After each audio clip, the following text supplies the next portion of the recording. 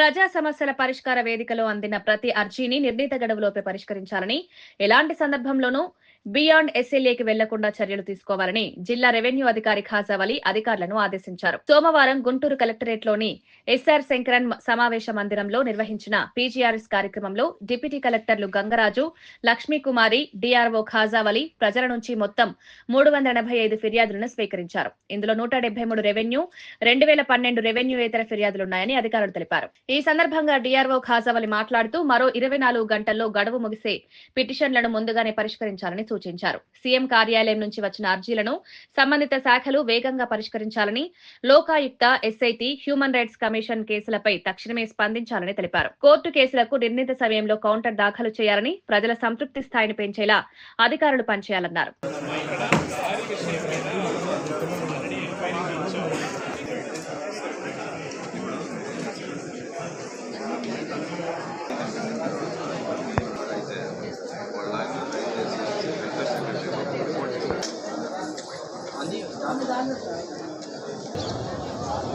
శివశంకర్ రెడ్డి గారు, శివశంకర్ రెడ్డి గారు,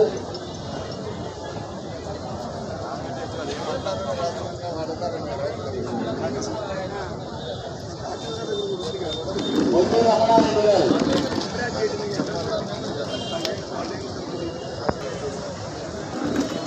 SSVSR స్వామి గారు,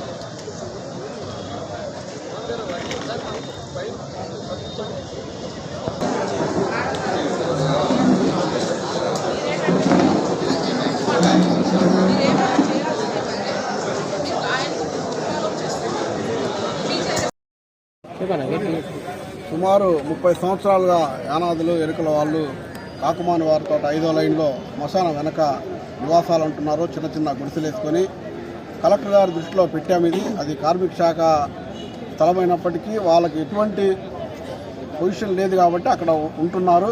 కలెక్టర్ గారు కూడా పిలిచి మాట్లాడారు. పలు దఫాలుగా నాయకులతోటి మాట్లాడి ఆ బాధితులతో మాట్లాడిన తర్వాత వాళ్లకు వేరే స్థలం ప్రత్యామ్నాయంగా అక్కడి నుంచి తొలగించేటప్పుడు వేరే స్థలం ఇచ్చి పంపించి మీ ఖాళీ చేపిస్తామని చెప్పారు.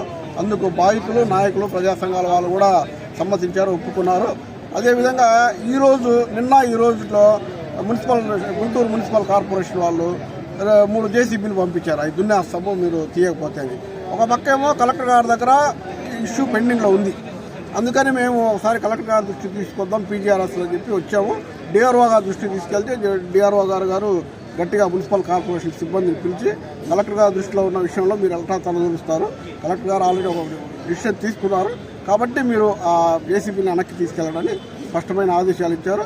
భవిష్యత్తులో కూడా ఈ షెడ్యూల్డ్ ట్రైబ్స్కి స్థలాలు ఇచ్చే వరకు అధికారులు కానీ ప్రభుత్వం కానీ వాళ్ళ పట్ల సానుకూల దృష్టితో చూసి వాళ్లకు మెరుగైన వసతి సౌకర్యాలు కల్పించే వరకు దాన్ని తొలగించకూడదని మేము ప్రజా సంఘాలుగా డిమాండ్ చేస్తాం. తీసేయమంటున్నారు, తీయపోతే దున్నిస్తామంటున్నారు. మాకు కొంచెం సాయం చేస్తుందిగా మేము కడుపుతో మాట్లాడినాం. ఆయన ఏదో చేశాడు, కొద్దిగా మాట్లాడాడు ఫోన్తోన. మళ్ళీ ఇప్పుడే మా ఆడికి వెళ్ళేకి దున్నిచ్చేస్తా అన్నారు పొద్దునొచ్చి. మరి మళ్ళా కలెక్టర్ ఏం చెప్పాడు, కొద్దిగా తీయకుండా మా ఇల్లు కట్టించేంత వరకు మమ్మల్ని తీయొద్దు అనకూడదు. ఆ మేడం గారు కూడా వచ్చింది, మాట్లాడింది, తీయనీలే అని. మళ్ళా పొద్దున వచ్చి తీయిపోతే మేము దున్నిచ్చేంటాం అని మాట్లాడుతున్నారు. 20 సంవత్సరాల నుంచి ఉంటున్నాయి. కాకుమాని వర్గాల్లో 5వ లైన్లో యానాదులు గత 30 సంవత్సరాలు బట్టి ఉంటున్నారు. అవి గతంలో అక్కడ గవర్నమెంట్ హాస్పిటల్ కట్టాలని ప్రపోజల్ పెట్టినప్పుడు అప్పుడు కేంద్ర మంత్రి రామస్వామి చంద్రశేఖర్ గారిని, ఎమ్మెల్యే గారిని ఒక 6 నెలలు తిరిగినాక వాళ్ళు ఏం చెప్పారంటే అక్కడ తీసేసి హాస్పిటల్ కట్టే ప్లేస్లో తీసేసి పక్కన వేసుకోమంటే మళ్ళీ ఆ పక్కనే వేయటం జరిగింది. అక్కడ కూడా మోకాళ్ళలోతు నీళ్లు వర్షం పడితే ఇబ్బందిగా ఉంది. ఆ విషయాన్ని కలెక్టర్ గారి దృష్టికి తీసుకెళ్తే మేడం గారు ఆల్టర్నేట్ ఏర్పాటు చేస్తాను, అప్పటిదాకా ఆడ ఉండమని గత ఆగస్టు 15వ తారీఖు అక్కడికి వచ్చి చూడటం కూడా జరిగింది. మరి ఈ లోపల నిన్న వాళ్ళ అడావుడి చేసి 3 జేసీబీలు పెట్టి అదంతా సదరం చేస్తున్నారు. ఇవి కూడా తీసేస్తామని ఆందోళన చేస్తున్నారు. కనుక 30 సంవత్సరాలు బట్టి ఆడ ఉంటున్న యానాదులు చిత్తు కాగితాలు ఏరుకొని జీవించే వాళ్ళని ఈ ప్రభుత్వం 26 స్థలాలు పరిష్కారం చేయలేని స్థితిలో కేంద్ర మినిస్టర్ కానీ ఎమ్మెల్యే కానీ ప్రభుత్వం కానీ నిర్లక్ష్యంగా వ్యవహరిస్తుంది. పేపర్లోనూ అనేక ప్రకటనలు అభివృద్ధి చెందుతున్నాయని ప్రధానమంత్రి చెబుతాడు, ఇటో రాష్ట్ర ముఖ్యమంత్రి చెబుతారు.